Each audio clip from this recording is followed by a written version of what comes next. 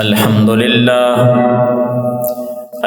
لله نحمده ونستعينه ونستغفره ونعوذ بالله من شرور أنفسنا ومن سيئات أعمالنا من يهده الله فلا مضل له ومن يضلل فلا هادي له وأشهد أن لا إله إلا الله وحده لا شريك له وأشهد أن محمدًا عبده ورسوله يا أيها الذين آمنوا اتقوا الله حق تقاته ولا تموتن إلا وأنتم مسلمون يا أيها الذين آمنوا اتقوا الله وقولوا قولا سديدا يصلح لكم أعمالكم ويغفر لكم ذنوبكم ومن يطع الله ورسوله فقد فاز فوزا عظيما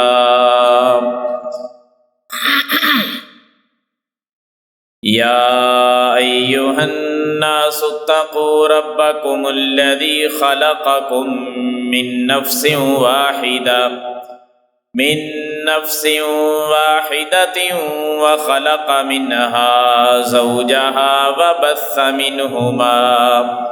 وبث منهما رجالا كثيرا ونساء واتقوا الله الذي تساءلون به والأرحام إن الله كان عليكم رقيبا اللهم صل على محمد وعلى آل محمد كما صليت على إبراهيم وعلى آل إبراهيم إنك حميد مجيد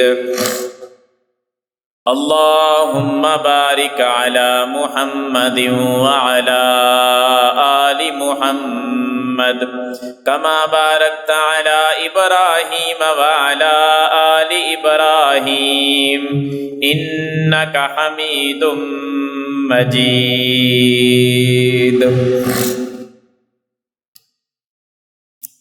أما بعد فإن خير الحديث كتاب الله وخير الهدي هدي محمد صلى الله عليه وسلم وشر الأمور محدثاتها وكل محدثة بدعة وكل بدعة ضلالة وكل ضلالة في النار أما بعد فأعوذ بالله السميع العليم من الشيطان الرجيم من همزه ونفخه ونفثه بسم الله الرحمن الرحيم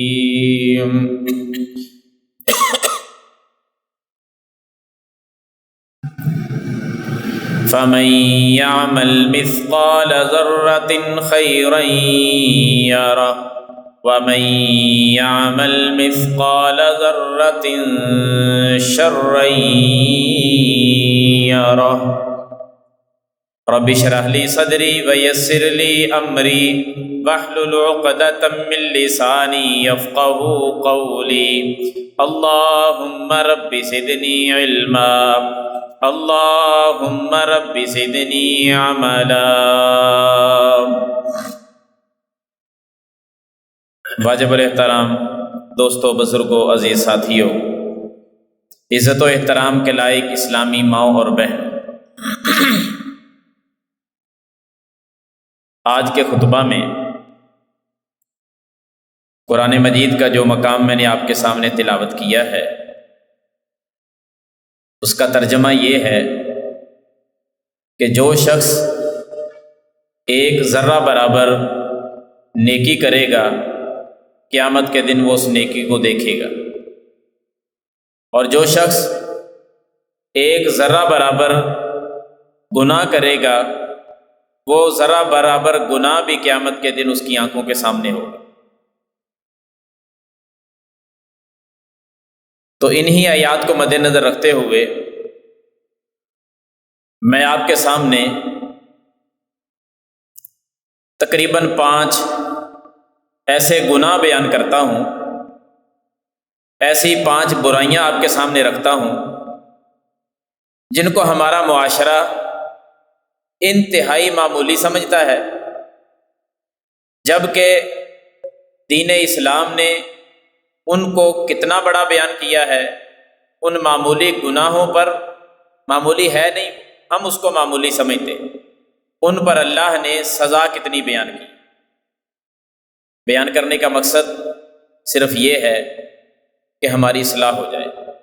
ہم انجانے میں، لا علمی کے طور پر لوگوں کو دیکھ کر، معاشرے میں اس کا رواج سامنے آیا تب دیکھ کر، کہیں وہ جرائم ہمارے اندر نہ پائے جائے، وہ معمولی گناہ جن کو ہم سمجھتے ہیں اور معمولی سمجھ کے ہم کر گزرتے ہیں، کہیں وہ خرابی ہمارے اندر نہ آ جائے، اور اتنی سخت اور اتنی بڑی وعید جو ہے کہیں ہم اس میں شامل نہ ہو جائیں، وہ ہمارے لیے وعید نہ بن جائے۔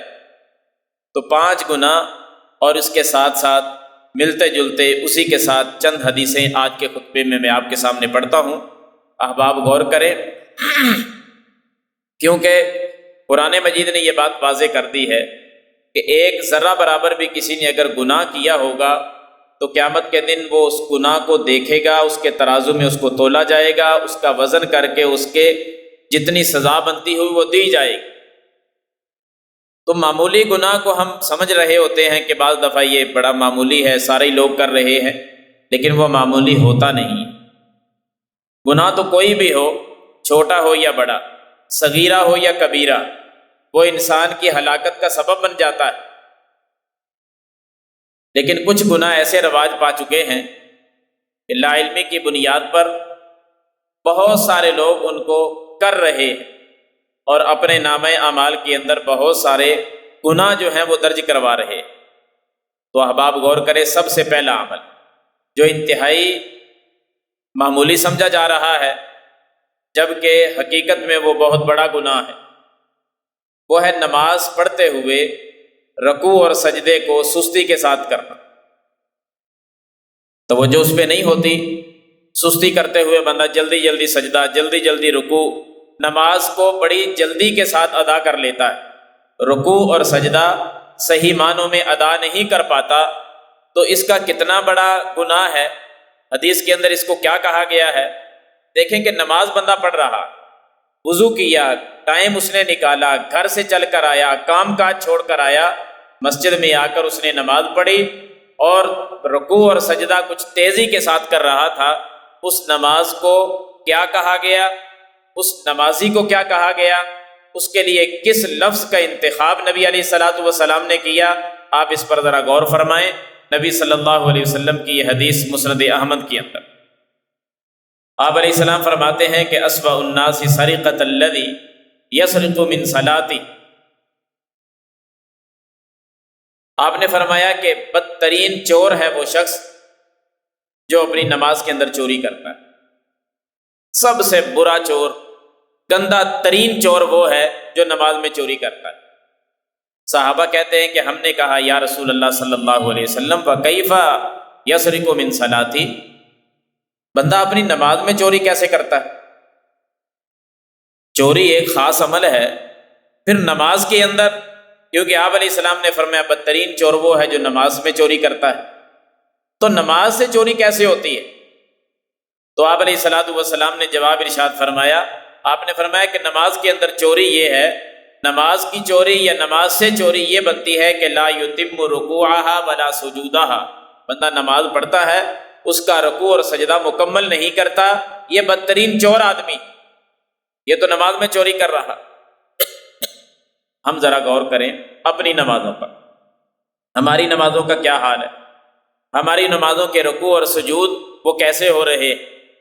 صحابہ کرام، اپنے اسلاف، ائمہ دین، محدثین، آپ ان کو پڑھ کر دیکھیں، ان کی نماز کا جائزہ لیں اور اپنی نماز کو چیک کریں، تقابل کر کے دیکھیں، ہماری نماز یقین جانے کسی کھاتے کی نہیں لگتی، کیونکہ اس میں رکوع اور سجدہ ہی پورا نہیں ہوتا۔ صحابہ کرام کی نمازیں اگر آپ چیک کریں، قیام میں یوں کھڑے ہوتے کہ پرندے آ کر بیٹھ جاتے سر پہ، وہ سمجھتے کہ شاید کوئی لکڑی گاڑی ہوئی ہے، انسان یہ ہے ہی نہیں، ذرا برابر حرکت، اس میں ہلنا، دیگر کاموں میں مصروف رہنا، یہ سوال ہی پیدا نہیں ہوتا۔ پوری طرح اللہ کے سامنے کھڑے ہیں، رکوع چیک کر کے دیکھ لیں، سجدے چیک کر کے دیکھیں، طویل ترین سجدے اور بڑے سکون کے ساتھ، اطمینان کے ساتھ ان کو مکمل کیا جاتا۔ نبی صلی اللہ علیہ وسلم کے سامنے وہ معروف حدیث ہے نا، ایک صحابی نے نماز پڑھی، نماز پڑھ کر نبی صلی اللہ علیہ وسلم کے پاس آتا ہے، اور اس حدیث میں یہ لفظ بھی ہیں کہ نماز اس نے تھوڑا سا جلدی جلدی پڑھی۔ نبی صلی اللہ علیہ وسلم دیکھ رہے تھے، نماز پڑھ کر جب آپ علیہ الصلوۃ والسلام کو اور اس صحابی نے دیکھا، سوچا کہ چلو میں ملاقات کرتا ہوں، سلام بھی کہتا ہوں۔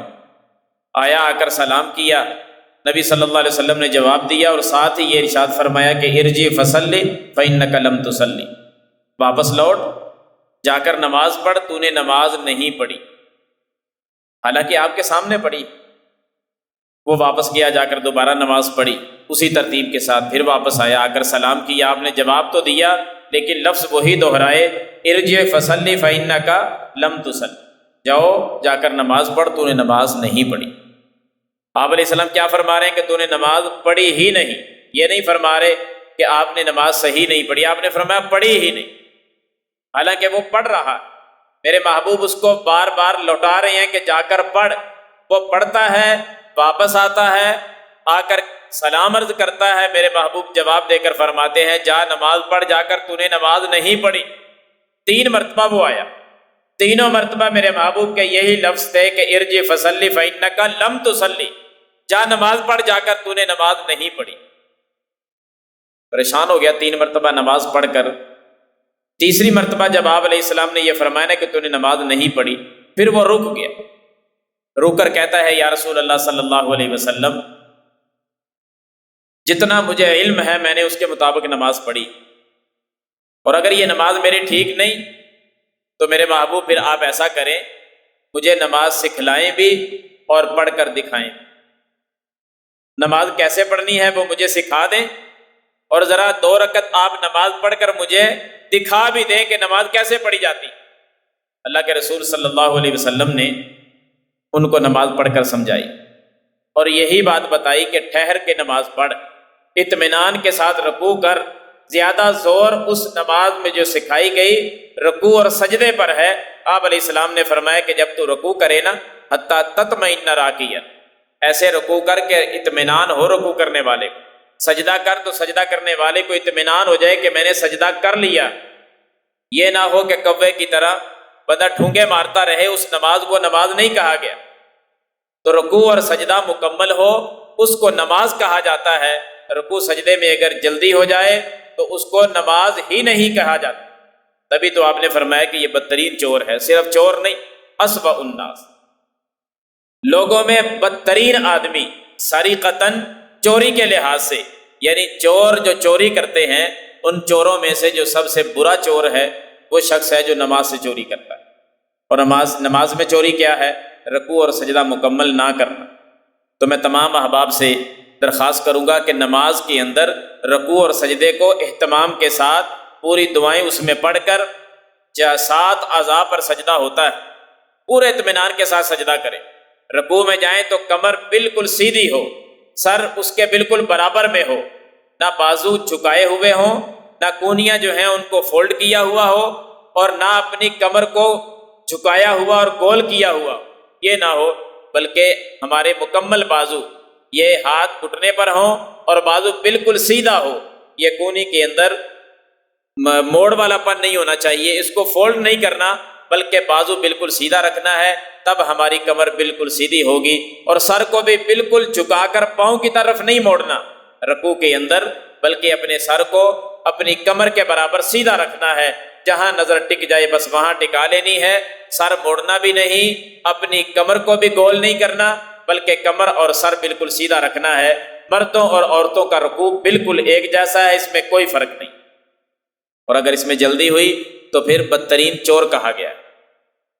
سجدہ بھی ایسے ہی 7 اعضاء پر سجدہ ہے، مردوں کا بھی عورتوں کا بھی، 2 پاؤں، 2 گھٹنے، 2 ہاتھ اور 1 ماتھا اور ناک، ایک اس کو قرار دیا گیا ہے، پیشانی اور ناک، اسی پہ سجدہ ہوگا، اور پورے اہتمام کے ساتھ ایک جیسا سجدہ ہو، اس میں کسی قسم کی کوئی تبدیلی نہیں، سنت کے مطابق سجدہ ہوگا، اطمینان کے ساتھ ہوگا، اور پھر اس میں سجدہ کرنے والے کو پورا اطمینان جب ہو جائے پھر اللہ اکبر کہہ کر سجدے سے اٹھیں۔ ایسا سجدہ اگر ہوگا تو اس کو نماز کہا گیا ہے، اگر اس میں جلد بازی آ جائے تو اس کو نماز ہی نہیں کہا جاتا، اور ایسی نماز پڑھنے والے کو بدترین چور کہا جاتا ہے۔ اور حالانکہ اس چیز کو جب ہم دیکھتے ہیں معمولی سمجھ لیتے ہیں، بالکل معمولی، جلدی جلدی ہر بندہ آتا ہے اور نماز پڑھ کر نکل جاتا ہے، اس سے ہمیں پرہیز کرنا ہوگا، اور اس چیز سے ہمیشہ سے اپنے آپ کو بچانا ہوگا، اور اپنے آپ کو بچا کر صحیح راستے پر، صحیح نماز کی ادائیگی پر، سنت کے مطابق نماز پڑھنے پر ہمیں اپنے آپ کو لگانا ہوگا، اور انشاءاللہ اسی میں خیر اور بھلائی۔ امید کرتا ہوں انشاءاللہ آپ احباب نماز پڑھتے ہوئے رکوع اور سجدے کو مکمل کریں گے انشاءاللہ۔ دوسری چیز جو انتہائی پریشان کن ہے کہ جس کے اندر بہت سارے لوگ اس کو معمولی سمجھ کر نہ کیے جا رہے، گناہ شدید ہے، سخت ہے، لیکن عوام الناس کے اندر کیونکہ وہ پھیلا ہوا ہے اس کا حال ہی کوئی نہیں،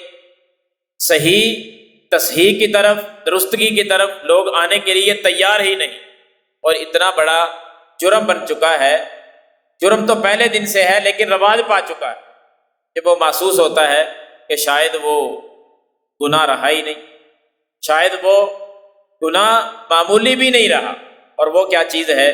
انتہائی قابل توجہ بات، وہ ہے ناپ تول کے اندر کمی کرنا۔ ناپ تول میں کمی کرنا یہ ایسا گناہ ہے کہ جس کو ہمارے معاشرے کے لوگ بالکل معمولی سمجھ رہے ہیں، اور حتیٰ کہ اس کو معمولی سمجھنے کے ساتھ ساتھ جو یہ کام نہیں کرتا اس کو کاروباری نہیں کہا جاتا، اس کو صحیح معنی میں بازار میں کام کرنے والا کہا ہی نہیں جاتا، اس کو کمانے والا نہیں کہا جاتا، اس کو عقل مند نہیں شمار کیا جاتا، بلکہ اس کو سادہ آدمی کہہ کر، صوفی صاحب کہہ کر، مولوی کہہ کر، یا اس طرح کے لفظ ہم نے تراشے ہوئے ہیں، جو صحیح بات کرے اس کے لیے ہم نے یہ لفظ تراش لیے اور ان لفظوں کے ساتھ تانا دیتے ہیں، جبکہ ناپ تول میں کمی کرنا یہ اتنا بڑا گناہ ہے، اتنا بڑا گناہ ہے، اس پر میں ایک حدیث پڑھتا ہوں۔ ویسے پورا ٹاپک ہے کہ ناپ تول کے اندر کمی کی جائے تو کتنے عذاب آتے ہیں، کیا کچھ ہوتا ہے۔ اللہ نے قرآن مجید میں بھی فرمایا نا، ویل للمطففین، مطففین کا معنی یہ ہے کہ ناپ تول میں کمی کرنے والے۔ اللہ فرماتے ہیں کہ ہلاکت ہے ان لوگوں کے لیے جو ناپ تول میں کمی کرتے ہیں، کوئی چیز تول کر دینے والی، کوئی چیز ماپنے والی، کوئی چیز پیمائش کرنے والی، جس انداز میں بھی ہم تول کر، ماپ کر، ناپ کر، پیمائش کر کے جس انداز میں کوئی چیز دینے والی ہے، اگر اس میں خرابی کرتے ہیں تو وہ مطففین کے اندر بندہ شامل ہے، چاہے وہ کسی بھی انداز کی، بجلی کا معاملہ ہو، گیس کا معاملہ ہو، پانی کا سلسلہ ہو، یا ہمارے دکانداروں کا سلسلہ ہو، بازار میں بیٹھنے والے لوگوں کا ہو، پیمائش کرنے میں کپڑا پیمائش ہوتا ہے، چاہے وہ پیمائش کرنے کے سلسلے میں ہو، الغرض جس انداز میں کوئی 2 نمبری سے کام لے رہا ہے وہ مطففین کے اندر شامل ہے۔ رب کہتا ہے کہ ایسے مطففین کے لیے ہم نے ہلاکت رکھی ہے، وہ تباہی و بربادی ان کا مقدر ہے۔ ہلاکت کتنی ہے؟ ایک حدیث ساتھ ملائے اور وہ ہلاکت واضح ہو جائے کہ کتنی بڑی ہلاکت ہے ماپ تول میں کمی کرنے والوں کے لیے، مطففین کے لیے ہلاکت کتنی۔ نبی صلی اللہ علیہ وسلم کا یہ فرمان سنن ابن ماجہ کے اندر، میرے محبوب فرماتے ہیں کہ لوگوں، جب کسی قوم کے اندر ناپ تول میں کمی کرنا یہ عام ہو جائے، یہ رواج پڑ جائے کہ ہر دوسرا بندہ ناپ تول میں کمی کر رہا ہے، جس قوم کے اندر ناپ تول میں کمی کرنے والا جرم آ گیا، اللہ کی طرف سے 3 قسم کے عذاب نازل ہوتے ہیں۔ ان لوگوں پر من حیث القوم، یعنی ساری قوم پر پھر 3 عذاب آئیں گے۔ وہ 3 عذاب کون سے ہیں ان کو بھی آپ نوٹ فرمائیں۔ نبی صلی اللہ علیہ وسلم نے فرمایا کہ پہلا عذاب یہ آتا ہے، قحط سالی ہوتی۔ قحط سالی یہ عذاب ہے اللہ کی طرف سے، وہ آتا ہے۔ قحط سالی کے اندر دونوں قسم کا معنی پایا جاتا ہے۔ نمبر 1، ضرورت کے وقت بارش نہیں ہوتی، بارشیں بند ہو جاتی ہیں، زمین کا پانی گہرا ہو جاتا ہے، آسمان سے پانی برستا نہیں، زمین کا پانی وہ ویسے گہرائی میں چلا گیا، فصلیں اگتی نہیں، اناج نہیں ہوتے، غلہ جات نہیں ہوتے، بالآخر آہستہ آہستہ قوم جو ہے وہ تنگی کی طرف چلی جاتی ہے، دور مہنگائی کا آ جاتا ہے، کھانے پینے کا کچھ ملتا نہیں۔ یہ اس کو کہتے ہیں قحط سالی، یا بارشیں ضرورت سے زائد ہوتی ہیں اور فصلیں تباہ ہو جاتی ہیں، یہ بھی قحط سالی اور ایک عذاب کی صورت۔ اور دوسرا عذاب جس قوم میں ناپ تول میں کمی آ جائے، دوسرا عذاب کون سا؟ اللہ کے رسول صلی اللہ علیہ وسلم فرماتے ہیں کہ دوسرا عذاب ان پر یہ آتا ہے کہ ظالم حکمران مقرر ہو جاتے ہیں، ان کے اوپر حکمرانی کرنے والے جو حکمران ہیں وہ ظالم ہوتے ہیں، ظالم حکمران مسلط ہو جاتے ہیں، وہ پھر ظلم کرتے ہیں۔ اور تیسرا عذاب اللہ کی طرف سے ایسے لوگوں پر جن کے اندر ناپ تول میں کمی آتی ہے نا، خرابی کرتے ہیں، 2 نمبری سے کام لیتے ہیں، ان پر تیسرا عذاب اللہ کی طرف سے یہ آتا ہے کہ بے روزگاری عام ہو جاتی ہے۔ دوبارہ نوٹ کریں، پہلا عذاب قحط سالی، دوسرا عذاب ظالم حکمرانوں کا تسلط، اور تیسرا عذاب کہ بے روزگاری عام ہو جاتی۔ اور اگر آپ غور کریں نا، ہمارے معاشرے میں تقریباً یہ تینوں چیزیں پوری ہو چکی، تینوں عذاب ہیں، قحط سالی بھی ہے، ظالم حکمرانوں کا تسلط بھی ہے، اور ساتھ ساتھ تیسری قسم بے روزگاری کتنی زیادہ ہے۔ شاید آپ مجھ سے زیادہ جانتے ہوں گے کہ بے روزگار لوگ کتنے اور کیسے کیسے ان کا نظام چل رہا۔ یہ عذاب کیوں ہیں؟ اگر کبھی ہم اس بات پہ غور کر لینا تو ہمارا یہ رونا دھونا ختم ہو جائے کہ یہ عذاب کیوں آ رہے ہیں، آخر اس کی وجہ بھی تو کوئی ہوگی نا۔ وجہ اللہ کے رسول صلی اللہ علیہ وسلم نے بیان تو فرما دی ہے کہ ناپ تول میں کمی آئے گی۔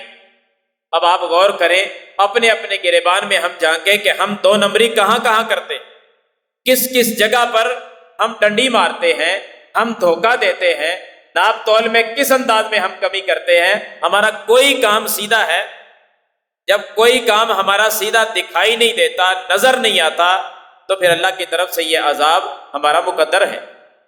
یہ عذاب آئیں گے، بے شک 20 بندوں میں کوئی 10 آدمی ایسے ہوں، یعنی 100 بندہ خرابی کر رہا ہے، ان 100 میں سے 2 4 5 وہ درستگی پہ چل رہے ہیں، وہ خرابی نہیں کرتے، اللہ کے ہاں وہ مجرم تو نہیں ہوں گے، لیکن جب عذاب آئے گا تو وہ بیچارے عذاب کی لپیٹ میں تو آئیں گے۔ نبی صلی اللہ علیہ وسلم نے فرمایا نا ایک دن کہ بیت اللہ پر لوگ حملہ کریں گے، بیت اللہ پر لوگ حملہ کریں گے، قیامت کے قریب جا کر حملہ کرنے کے لیے آئیں گے، اللہ رب العالمین کی طرف سے ان پر عذاب آئے گا، پہلے آدمی سے لے کر آخری آدمی تک سارے کا سارا قافلہ زمین کے اندر اللہ دھنسا دے گا۔ ابھی تک بیت اللہ پہنچے نہیں ہوں گے، پیچھے ہی ہوں گے، اللہ تعالیٰ سارے لوگوں کو جتنے ہوں گے سب کو زمین کے اندر دھنسا دے گا۔ پوچھا گیا محبوب جی آپ نے فرمایا کہ اول اور آخر سارے ہی دھنسا دیے جائیں گے، نہ کوئی شروع میں رہے گا، نہ کوئی آخر سے رہے گا، نہ کوئی درمیان سے بچے گا۔ تو محبوب جی ان لوگوں میں کچھ لوگ ایسے بھی ہوں گے جو اس ارادے سے نہیں جا رہے ہوں گے، قافلہ ہوگا، گاڑیاں ہیں آج کل تو گاڑیاں ہوں گی، پیدل چل رہے ہوں گے، کچھ لوگ اپنے کام کاج کے لیے جا رہے ہوں گے، کیا وہ بھی زمین کے اندر دھنس جائیں گے؟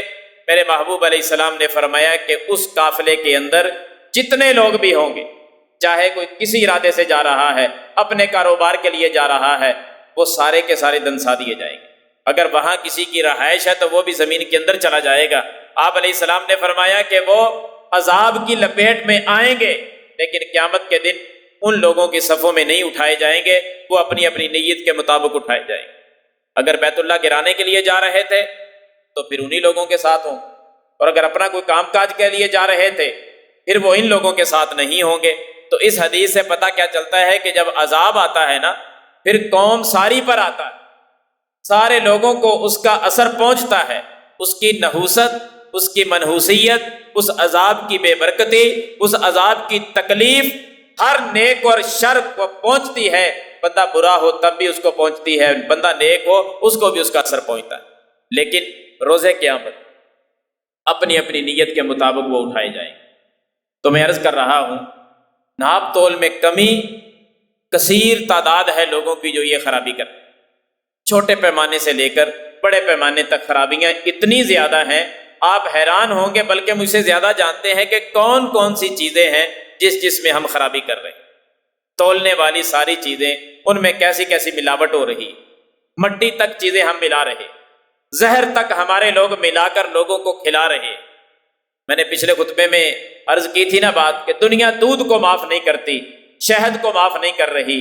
دنیا کے اندر یہ وہ چیزیں ہیں جو اللہ نے اپنے محبوب کی آمد پر بطور مہمان نوازی کے پیش کی تھی، کہ میرا محبوب آیا ہے، میں دودھ پیش کرتا ہوں، شہد پیش کرتا ہوں، شراب پیش کرتا ہوں۔ دنیا نے یہ ساری چیزوں میں زہر ملا کر دنیا کو کھلایا، کوئی چیز ملاوٹ سے بری نہیں، کوئی چیز پاک صاف نہیں، اور یہی ناپ تول میں کمی، یہی ناپ تول میں کمی ہے۔ ملک پاکستان کی اپنی کارا، یعنی کہہ لیں کہ یہ نمک جو ہے نا، یہ اپنا ہے نا، اپنے پہاڑوں سے نکلتا ہے، اس پر کوئی اتنا زیادہ خرچ نہیں، اس کے باوجود اس نمک کے اندر بھی چونے تک کی چیزیں ملا دیتے ہیں۔ نمک بھی محفوظ نہیں جس ملک کے اندر، بتلاؤ کس چیز کا میں یہاں تذکرہ کروں کہ یہ پاک صاف ہے، یہ ایک نمبر ہے، یہ اعلیٰ چیز ملی۔ ایسی ایسی خرابیاں، یہ ناپ تول میں کمی ہے، اور پھر ہم منتظر ہیں کہ آسمانوں سے رحمت کی بارشیں بھی آئیں، آسمانوں سے برکتوں کا نزول بھی ہو، ہمارے کاروبار میں خیر اور برکت بھی نازل ہو جائے، ہمارے سارے جوانوں کو اچھا روزگار بھی مل جائے۔ یہ نہیں ہو سکتا، حرام ہی کمائیں گے، حرام ہی کھائیں گے، حرام کی طرف بڑھیں گے، اس لیے کیونکہ ماحول ایسا مل گیا ہے کہ ہر بندہ جو ہے وہ دو نمبری پر اترا ہوا۔ اپنے آپ کو درست کریں، ہم نے اپنا قبلہ سیدھا کرنا ہے، ہم نے حلال کمانا ہے، ہم نے محنت مزدوری کر کے، حلال کمائی کر کے، تھوڑا سا ہی حلال ہوگا، اس میں اللہ کی طرف سے برکت آئے گی، رحمت آئے گی۔ ہم نے اللہ کے عذاب کو دعوت نہیں دینی۔ تیسرا گناہ، تیسرا جرم جس کی وجہ سے اللہ رب العالمین کے عذاب آتے ہیں، بہت بڑے جرم ہیں، لیکن ہم ان کو معمولی سمجھ رہے ہیں۔ پہلا میں نے بیان کیا، نماز کے اندر رکوع سجدے کو جو صحیح بندہ ادا نہیں کرتا، وہ کتنا کیا وعید ہے اس کے لیے کہ وہ بدترین چور ہے۔ دوسرا گناہ میں نے بتایا، جو ناپ تول میں لوگ کمی کرتے ہیں، ناپ تول میں کمی کرنے والے، اللہ کے عذاب کو دعوت دینے والے، صرف ایک ہی نہیں 3 عذاب آتے ہیں۔ بے روزگاری عام ہو جاتی ہے، ظالم حکمران آ جاتے ہیں، اور تیسرے نمبر پر قحط سالی جو ہے وہ عذاب آتا ہے، قحط سالی۔ تو تیسرا گناہ یہ بیان اس لیے کر رہا ہوں کہ ان گناہوں سے ہم بچ سکیں، ان گناہوں سے، ان کے اندر وعید بڑی سخت ہے، اور ہم دیکھا دیکھی سارے کام کر رہے۔ تیسرا گناہ وہ یہ ہے، انتہائی اہم بات ہے، تیسرا گناہ جس کی وجہ سے اللہ کا عذاب بالکل تیار ہے، کسی وقت بھی آ سکتا ہے، اس کے اندر بھی ہمارا معاشرہ ڈوبا ہوا دکھائی دیتا ہے، وہ ہے آلات موسیقی، گانا بجانا۔ اس کو معمول ہی بنا لیا ہے ہمارے لوگوں نے، بالخصوص نوجوانوں نے، اور اپنی تسکین کے لیے، اپنی روح کی غذا اس کو سمجھا ہوا ہے۔ کوئی کام کاج میں ہے تو کام ہی نہیں ہوتا جب تک گانا نہ چل رہا ہو، گاڑی چل رہی ہے تو تب تک گاڑی نہیں چلتی جب تک ساتھ آلات موسیقی نہ بج رہے ہو۔ موت کے منہ میں ہوتے ہیں ہم، یقین جانیں ہم موت کے منہ میں ہوتے ہیں، اس کے باوجود بھی ہم گانا سننے سے باز نہیں آتے۔ گاڑی پہ بندہ جا رہا ہے، کیا خبر کہ کسی لمحے کیا ہو جائے، وہاں قرآن کی تلاوت کیوں نہیں سن لیتے ہم؟ ریکارڈنگ آج کل موجود ہے، آپ خود تلاوت نہیں کر سکتے، کم از کم ہماری گاڑی سے قرآن کی آواز تو آئے، تلاوت چلے۔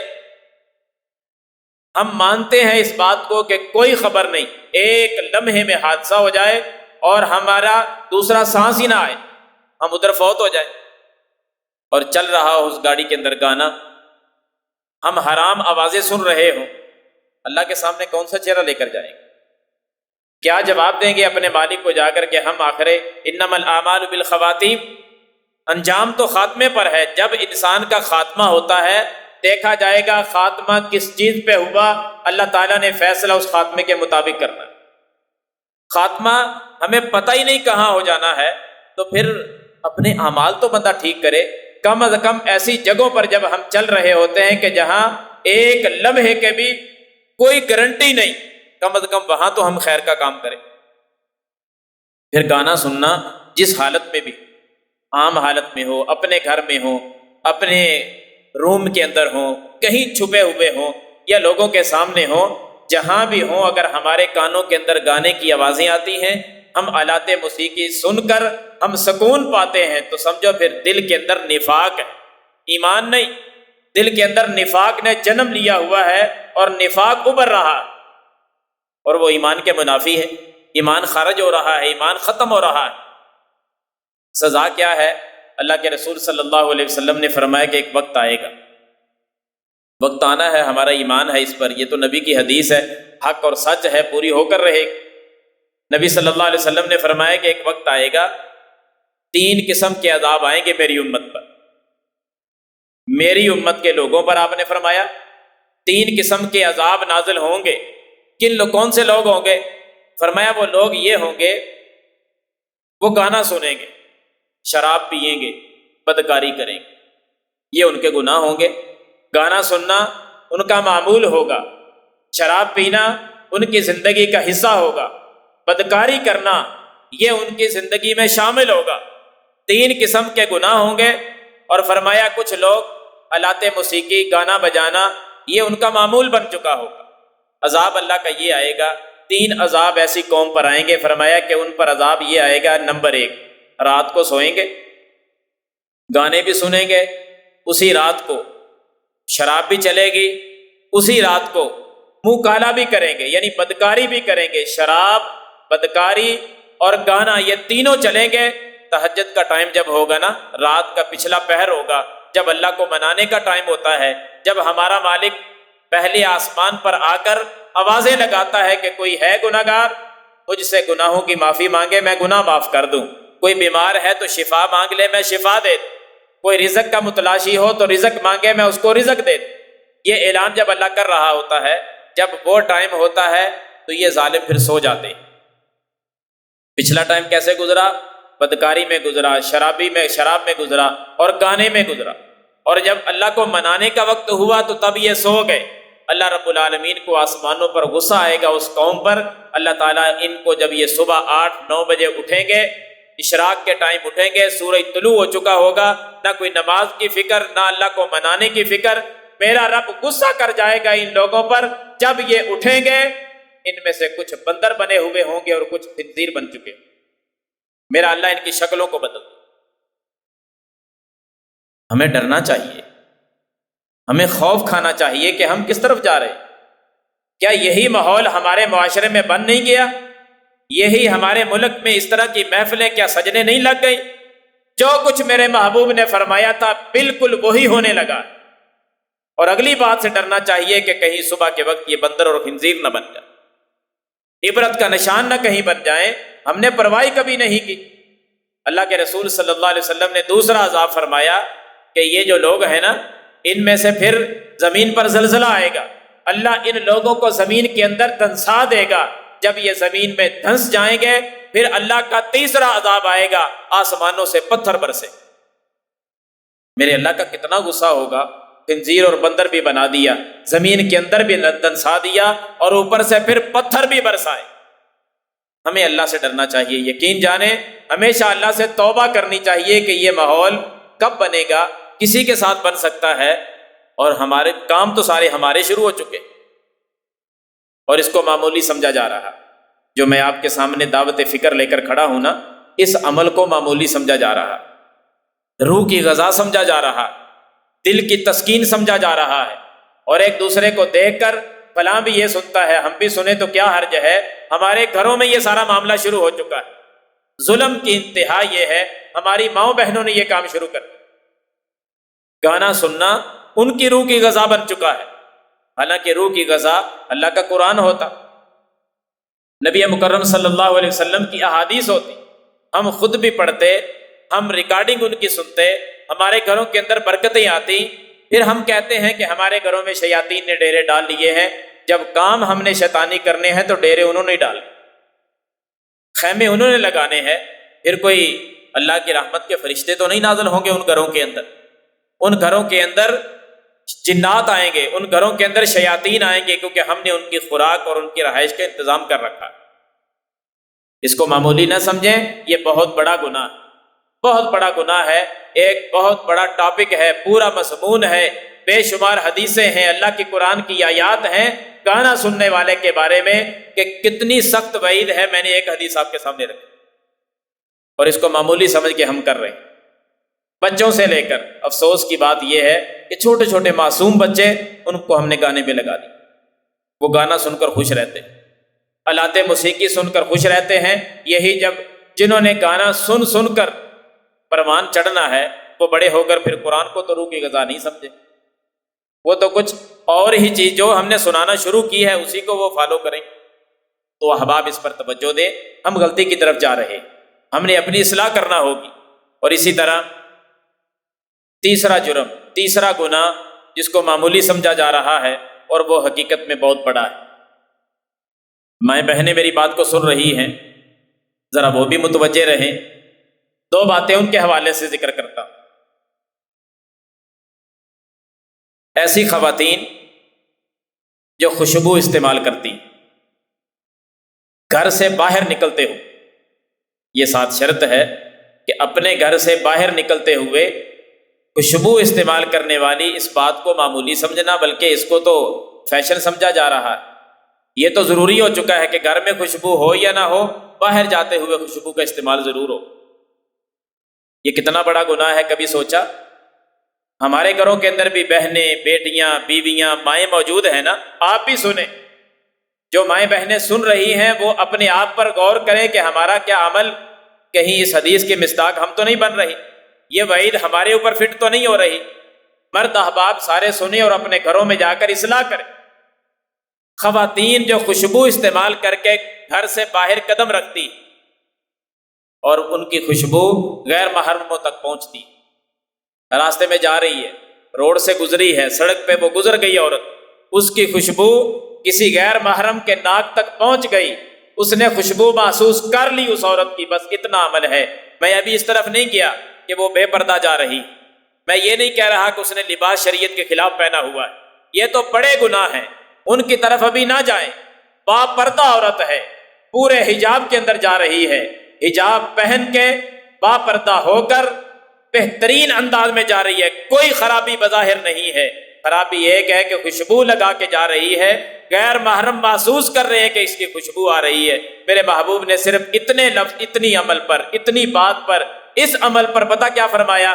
آپ علیہ السلام کی حدیث سنن نسائی کی سنیں، میرے محبوب فرماتے ہیں کہ ایما امراتن، اے میری امت کے لوگوں، جون سی عورت استعطرت، خوشبو لگاتی ہے، پھر گھر سے نکلتی ہے اور لوگوں تک اس کی خوشبو پہنچ جاتی ہے، میرے محبوب نے فرمایا فہی زانیتن، یہ عورت بدکارہ ہے، یہ عورت زناکارہ ہے۔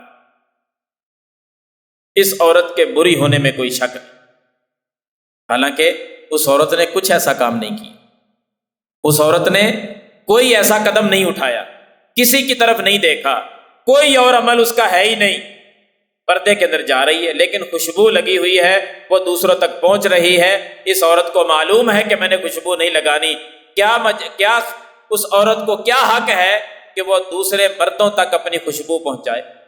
عورت تو پردے کا نام ہے، عورت کا معنی ہی پردہ ہے کہ اس کو چھپایا جائے گا، اس کو پردے میں رکھا جائے گا، اس کی خوشبو بھی غیر محرم تک نہیں پہنچنے دی اسلام نے۔ اسلام اتنا پاکیزہ مذہب ہے کہ عورت کی خوشبو بھی غیر محرم تک نہ جائے، بس اگر جائے اس کے شوہر تک جائے، گھر کے اندر رہ کر خوشبو لگا لے، جو اس کے محرم رشتہ دار ہیں، بیٹا ہے، باپ ہے، بھائی ہے، اس کا شوہر ہے، ان کے موجودگی میں اگر وہ خوشبو آ رہی ہے تو کوئی حرج۔ اسلام پتہ کتنا پاکیزہ مذہب ہے، ایک حدیث پہ غور کریں، آپ کا ایمان تازہ ہوگا اللہ کی قسم۔ میرے محبوب نے عورتوں کی حفاظت کے حوالے سے، عورتوں کی عزت کو محفوظ کرنے کے لیے کون کون سی باتیں ذکر کر دی ہیں، یہ لیے پھر رہے ہیں مذہب کو یہودیت کو عیسائیت نصرانیت اور عورتوں کے تحفظ کے لیے بڑی بڑی باتیں کرتے ہیں. آئیں کبھی اسلام کی طرف ہم تمہیں بتلائیں کہ اسلام نے عورت کو عزت کتنی دی ہے. میرے محبوب نے فرمایا اگر کسی عورت نے خوشبو لگائی ہو گھر کے اندر، گھر میں کسی خاتون نے خوشبو لگائی ہوئی تھی، نماز کا ٹائم ہو گیا، جمعے کا وقت ہو گیا، عید کی نماز پڑھنے کا مسئلہ بن گیا، وہ عورت چاہتی ہے کہ میں مسجد میں جاؤں، میں نماز مسجد میں پڑھوں جا کر، میں جمعے کی نماز مسجد میں ادا کروں، یا نماز تراویح کا اہتمام ہے تو میں نماز تراویح پڑھنے کے لیے مسجد میں جاؤں. خوشبو گھر میں لگائی تھی، مسجد میں لے جانے کا ارادہ نہیں تھا، ابھی اتفاقی طور پر نماز کا ٹائم ہو گیا، اب وہ عورت مسجد میں جا سکتی ہے خوشبو لگا کر؟ نبی صلی اللہ علیہ وسلم نے فرمایا نہیں جا سکتی. کہاں نہیں جا سکتی؟ پھر غور کریں، اللہ کے گھر میں نماز پڑھنے کے لیے عورت اپنے گھر سے نکل کر خوشبو لگا کے نہیں جا سکتی. پھر غور کریں، عورت اللہ کے گھر میں خوشبو لگا کر نہیں جا سکتی. بتلاؤ پھر پیغمبر اس عورت کو زانیہ نہ کہے تو کیا کہیں جو غیر محرموں کو خوشبو اپنی پہنچاتی ہے، بازار جانے کے لیے خوشبو استعمال کرتی ہے، یا کہیں اپنی جاب کر رہی ہے تو وہاں جا کر بیٹھے گی، جہاں بھی بیٹھے گی، جس دفتر میں جائے گی، کیا غیر محرم ساتھ نہیں ہے؟ کیا وہ خوشبو ان تک نہیں پہنچے گی؟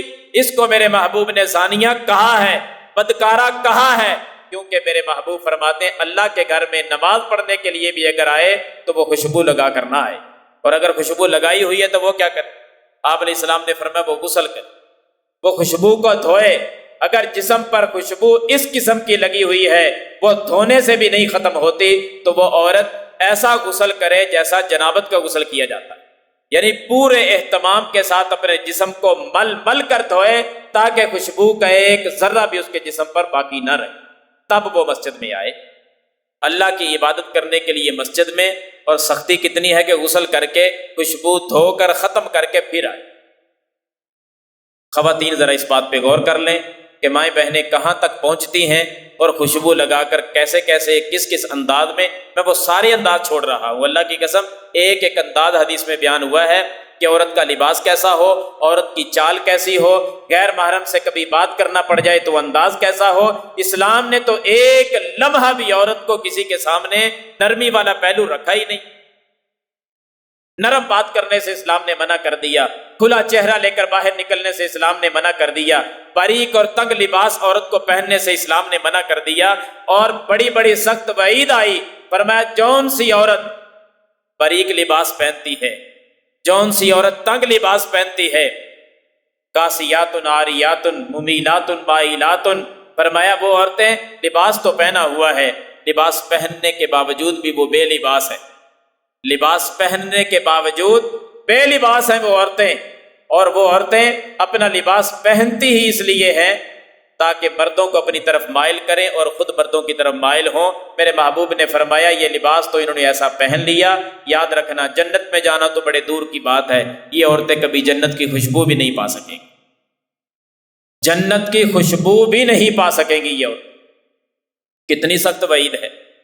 ہماری بہنیں، ہماری مائیں غور کریں، کہیں ہم سے خطا تو نہیں ہو رہی. نبی صلی اللہ علیہ وسلم کی حدیث، کھلا چہرہ لے کر باہر نکلنا، غیر محرموں کے سامنے جانا، پردے کا اہتمام پورا کریں. عورت جو لفظ بولا جاتا ہے اس کا ہی لحاظ کر لیا جائے. آپ صلی اللہ علیہ وسلم نے تبھی تو یہ ساری حدیثیں بیان کی. مائیں بہنیں اگر کسی مسئلے کا علم نہیں تو پوری طرح علم حاصل کریں کہ ہم نے کن کن سے پردہ کرنا ہے، کون ہمارا غیر محرم ہے اور کون ہمارا محرم ہے. محرم رشتہ باپ ہے، بیٹا ہے، بھائی ہے اور شوہر ہے، یہ آپ کے محرم رشتے ہیں. اس کے علاوہ سارے غیر محرم. باقی نکاح ہونے کے بعد سسر بھی آپ کا غیر محرم. جب نکاح ہو گیا کسی عورت کا، کسی لڑکی کا جو اس کا شوہر بن گیا، شوہر کا باپ اس کا محرم رشتہ، اس سے پردہ نہیں. باقی تو یہ سارے جتنے یہ دیور ہیں یا کوئی اور ماں، یہ سارے غیر محرم ہیں، ان سے ہماری بہنوں نے پردہ کرنا ہے. شرعی پردے کو پہچانے کہ شرعی پردہ کیا ہے. جہاں کہیں خطا ہے اپنی اصلاح کریں، معاملہ بڑا خطرناک ہے. بہت سخت وعیدیں ہیں ان تمام معاملے، اور یہ ہمارے معمول کا روٹین کا ایک رواج بن چکا ہے، وہ رواج ختم ہونے کا نام نہیں لیتا. تو بہرحال دوسری بات جو خواتین کے حوالے سے، ایک تو ہے خوشبو لگانا، اور اس کے ضمن میں یہ ساری باتیں آئی۔ دوسری حدیث وہ بھی اس کے ساتھ ملتی جلتی، نبی صلی اللہ علیہ وسلم نے 2 وعیدیں بیان کی ہیں ایک کام کرنے والی عورت پر۔ کام ایک ہے، وعیدیں 2 ہیں۔ کام کون سا؟ نبی صلی اللہ علیہ وسلم نے فرمایا کہ وہ عورتیں جو مردوں کی مشابہت اختیار کرتی، یہ غلطی ہے عورت، مشابہت عورت کے مرد کے ساتھ ہے، یعنی چال ڈال میں، گفتگو کرنے میں وہ پسند کرتی ہے کہ میں مردوں کی طرح بات کروں، میں مردوں کا لباس پہنوں، لباس مردوں جیسا، چال ڈھال میں مردوں جیسا کام، گفتگو کرنے میں مردوں کے ساتھ مشابہت۔ یہ عورت جو ہے نا مردوں کے ساتھ مشابہت کرنے والی، حالانکہ ہے عورت، انداز اس نے مردوں والے اپنائے ہوئے ہیں۔ نبی صلی اللہ علیہ وسلم نے ایک حدیث میں فرمایا اللہ کی لعنت ہو ایسی عورت، اور دوسری وعید نبی علیہ السلام نے فرمایا یہ اللہ کی جنت میں نہیں جائیں گے۔ اللہ کی لعنت، یہ لعنت جو ہے نا یہ بھی رحمت سے دوری ہوتی ہے نا، محرومی ہوتی ہے، اور جنت وہ سب سے بڑی اللہ کی رحمت، جنت سے محروم ہوگی یہ عورتیں۔ اور ساتھ اس حدیث کے اندر نا مردوں کو بھی شامل کیا گیا۔ آپ علیہ السلام نے فرمایا کہ ایسے مرد، آپ بھی سن لیں، فرمایا ایسے مرد جو عورتوں کے ساتھ مشابہت رکھتے ہیں، چال ڈھال میں عورتوں جیسا انداز اپنائیں گے، گفتگو عورتوں کی طرح کرنے کی کوشش کریں گے، لباس عورتوں کا پہننے کی کوشش کریں گے، جس انداز میں بھی، کسی ایک انداز میں اگر عورتوں کا انداز ہے نا اس کے اندر، نبی علیہ السلام نے ان مردوں کو بھی فرمایا ہے کہ یہ مرد بھی اللہ کی جنت میں نہیں جائیں گے۔ مردوں کے ساتھ مشابہت کرنے والی خواتین اور خواتین کے ساتھ مشابہت کرنے والے مرد یہ اللہ کی جنت میں نہیں جائیں گے۔ معاشرہ ڈوبتا ہوا دکھائی دیتا ہے، موبائل کا دور ہے، میڈیا کا دور ہے، ہمارے جوان ذرا غور کریں کہ گفتگو کرنے میں ہم کن کی آوازیں استعمال کرتے ہیں۔ اللہ کی جنت تو حرام ہو رہی، مائیں بہنیں بھی غور کریں کہ وہ چال ڈھال میں، گفتگو میں میڈیا نے تباہ کر دیا لوگوں کو آ کر۔ یہ سارا کچھ پورا ہو رہا ہے جو پیغمبر علیہ السلام نے بیان کیا تھا ہمارے موبائلوں کے اندر۔ مردوں کی آوازیں عورتیں نکال رہی، عورتوں کی آوازیں مرد نکال رہے، لباس ایک دوسرے کا جو ہے وہ بالکل امتیاز ختم ہوتا ہوا دکھائی دے رہا ہے، آوازیں، معاملات سارے کے سارے جو ہیں وہ خرابی کی طرف ہیں، اور یہ لوگ جنت میں نہیں جائیں گے۔ 2 ٹوک بات بتا دی گئی۔ مرد کو حکم کیا ہے؟ چہرہ کھلا رکھے گا۔ عورت کو حکم کیا ہے؟ کہ چہرہ ڈھانپنا ہے، اس نے پردہ کرنا ہے۔ معاملہ یہاں بھی الٹ نظر آتا۔ مردوں کی مشابہت عورتیں کیوں کرتی؟ چہرہ کیوں کھلا لے کر باہر نکلتی ہیں؟ چہرہ کھلا تو مرد کو اللہ تعالیٰ نے دیا۔ پھر ایک اور حدیث پڑھوں تو بات اور واضح ہوگی۔ بڑا معمولی سا گناہ ہم نے، اس پر مرد بھی غور کریں، مائیں بہنیں بھی غور کریں۔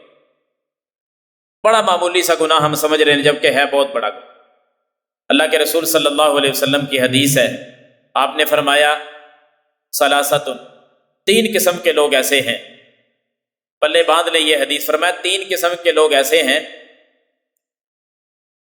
کہ اللہ قیامت کے دن ان کی طرف دیکھے گا نہیں۔ لا ينظر اللہ الیہم یوم القیامہ، قیامت کے دن اللہ رحمت کی نگاہوں سے نہیں دیکھے گا۔ دیکھنا تو بڑی دور رہ گیا، اللہ کلام بھی نہیں کریں گے۔ ولا یکلمہم اللہ، اللہ ان سے کلام بھی نہیں کریں گے۔ ولا یزکیہم، چلو جو جرم ہوا ان سے، ان کی سزا دے کر اللہ ان کو گناہوں سے پاک کر دے، میرا رب ایسا بھی نہیں کرے گا۔ گناہوں کی سزا دے کر گناہوں سے پاک کرنا میرا اللہ ان کو نہیں کرے گا، اللہ ان سے بات کرنا پسند نہیں کرے گا، اللہ قیامت کے دن ان کی طرف دیکھنا بھی پسند نہیں فرمائیں گے۔ وہ کتنے مجرم ہوں گے، کتنے بڑا گناہ ہوگا ان کو، بڑے بد نصیب۔ صحابہ کرام تڑپ اٹھے۔ سیدنا ابو ذر غفاری بیان کرتے ہیں، کہتے ہیں کہ خابوا وخسروا یا رسول اللہ صلی اللہ علیہ وسلم، محبوب تباہ و بربادی ہے ان کے لیے۔ من ہم، محبوب یہ تو بتائیں وہ کون ہے 3 قسم کے لوگ؟ آپ علیہ السلام نے فرمایا المسبل، سب سے پہلا وہ بندہ، وہ مرد جو اپنے کپڑے کو ٹخنوں سے نیچے رکھتا ہے۔ وہ شلوار ہے، وہ پینٹ ہے، وہ چادر ہے، اس نے جو کچھ بھی پہنا ہوا، اگر ٹخنے سے مردوں کا کپڑا نیچے ہے، فرمایا قیامت کے دن میرا اللہ اس سے بات نہیں کرے گا، اللہ اس کی طرف رحمت سے نہیں دیکھے گا، اللہ اس کو سزا دے کر کبھی پاک نہیں کرے گا۔ یا اللہ پھر ہوگا کیا؟ میرے محبوب نے فرمایا وَلَهُمْ عَذَابٌ عَلِيمٌ، ان کے لیے دردناک عذاب ہوگا۔ اللہ ان کو عذاب کے اندر مبتلا کر دے گا۔ ان میں سے پہلا شخص کون سا ہے؟ جس کا کپڑا ٹخنوں سے نیچے رہتا ہے۔ اب اس ایک عمل پر دیکھ لیں آپ، مردوں کو حکم ہے ٹخنا ننگا رکھنا، عورتوں کو حکم ہے کہ اپنے پاؤں کو چھپا کے رکھنا، بالخصوص ٹخنا چھپا کے رکھنا۔ ہمارا معاشرہ الٹ نہیں ہو گیا؟ بگڑ گیا، کتنا بگڑ گیا کہ معاشرہ الٹ ہو گیا ہے۔ عورتوں نے ٹخنے ننگے کر لیے ہیں اور مردوں نے ٹخنے چھپا لیے۔ ہر کام کی مخالفت شریعت کی ہماری زندگی کا اللہ کی قسم حصہ بن گئی۔ پھر اللہ کی رحمتیں کیسے آئیں؟ اسلام کہتا ہے کہ ٹخنا مرد کا ننگا ہوگا، اسلام کہتا ہے کہ عورت کا ٹخنا چھپا ہوا ہوگا۔ اسلام کی دھجیاں اکھیڑ کے رکھ دی ہم نے، اور پھر رہے ہیں کہ اللہ رحمت نازل کرے گا۔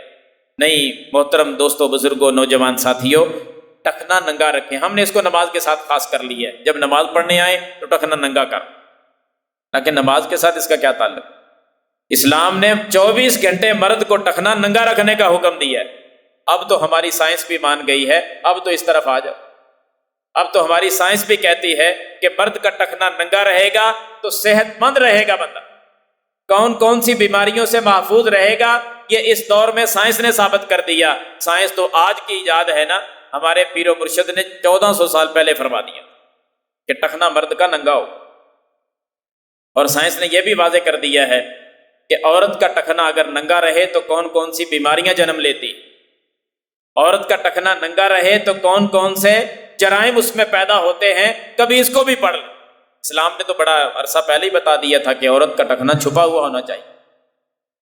اس پہ غور کریں، وعید بڑی سخت ہے کہ اللہ کلام نہیں کریں گے۔ اور دوسرا عمل اس میں یہ بتایا ہے کہ جو احسان کر کے نہ کسی کے ساتھ پھر جتلاتا ہے، تانے دیتا ہے، اللہ رب العالمین اس سے بھی بات نہیں کریں گے، قیامت والے دن عذاب علیم میں مبتلا کر دیں گے۔ تیسرا بندہ وہ بیان کیا جو سامان فروخت کرتے ہوئے جھوٹی قسم اٹھاتا ہے اور سچا بن کر مال بیچ دیتا ہے۔ میرا اللہ کو اتنا غصہ آئے گا اس بندے پر کہ میرا نام لے کر غلط بیانی کی، اگلے بندے کو ایمان اور یقین تک لے گیا، میرا نام لے کر، میری نام کی قسم اٹھا کر، میں اس کی طرف دیکھوں گا بھی نہیں، بات بھی نہیں کروں گا، معاف بھی نہیں کروں گا، عذاب علیم کے اندر مبتلا کر۔ دیکھ لیں پھر معاشرہ کس طرف چلا گیا۔ یہ وہ گناہ میں نے ذکر کیے ہیں جو انتہائی معمولی ہیں ہماری نظر میں، یاد رکھیں ہماری نظر میں معمولی ہیں، دیکھا دیکھی ہم سب کر رہے ہیں، لیکن اللہ کی نظر میں یہ معمولی نہیں بلکہ ان کی بڑی سخت وعید بیان ہوئی ہے۔ ہمیں چاہیے کہ ہم اصلاح کی طرف آئیں، اپنے ان گناہوں کو، پہلا گناہ نماز پڑھتے ہوئے سجدہ اور رکوع تیزی سے نہ کریں بلکہ پورے اہتمام کے ساتھ، ٹھہراؤ کے ساتھ سجدہ اور رکوع کریں، وگرنہ بدترین چوروں کہا گیا ہے۔ یہ بدترین چور ہے آدمی جو نماز کا رکوع اور سجدہ پورا نہیں کرتا۔ ایسے ہی مزید آگے دوسرا گناہ جو بیان کیا انتہائی مختصر انداز میں، ناپ تول میں کمی کرتے ہوئے، یہ ہم سے غلطی ہو جاتی ہے۔ ناپ تول میں کمی کرنا یہ اللہ کو عذاب دینے کے مترادف ہے۔ تیسرا گناہ میں نے ذکر کیا عورتوں کے حوالے سے، 2 حدیثیں میں نے پڑھی، صرف خلاصے کے طور پہ ذکر کر رہا ہوں۔ خوشبو لگا کر گھر سے باہر نہ نکلیں۔ نمبر 3، عورتیں مردوں کی مشابہت اختیار نہ کریں اور مرد جو ہے وہ خواتین کی مشابہت اختیار نہ کریں، وگرنہ عذاب، اور حدیثیں آپ سن چکے ہیں۔ ایسے ہی آخری حدیث میں نے پڑھی ہے، 3 کام کرنے والوں کو اللہ رب العالمین رحمت کی نگاہوں سے نہیں دیکھیں گے، کلام نہیں کریں گے، اللہ ان کو پاک بھی نہیں کریں گے بلکہ عذاب علیم میں مبتلا کر دیں گے۔ وہ تینوں بندے آپ سن چکے ہیں کہ کپڑا ٹخنوں سے نیچے رکھنے والے مرد، کسی کے ساتھ احسان اور نیکی کر کے پھر تانے دینے والے، اور اسی طرح جھوٹی قسمیں اٹھا کر مال فروخت کرنے والے۔ ان چیزوں سے بچ جائیں، انشاءاللہ اللہ کی رحمتیں نازل ہوں گی، اور اگر ان چیزوں سے نہ بچے تو پھر ایک ایک خرابی پر اللہ کے کتنے کتنے عذاب نازل ہو رہے ہیں، اور وہ خمیازہ بھگتنا پڑے گا۔ ان عذابوں کے اندر ہمیں بھی مبتلا ہونا پڑے گا، وہ تکلیفیں ہمیں بھی جھیلنا پڑیں گی۔ اللہ رب العالمین مجھے اور آپ کو اپنی اصلاح کرنے کی توفیق عطا فرمائے۔ وآخر دعوانا ان الحمد للہ۔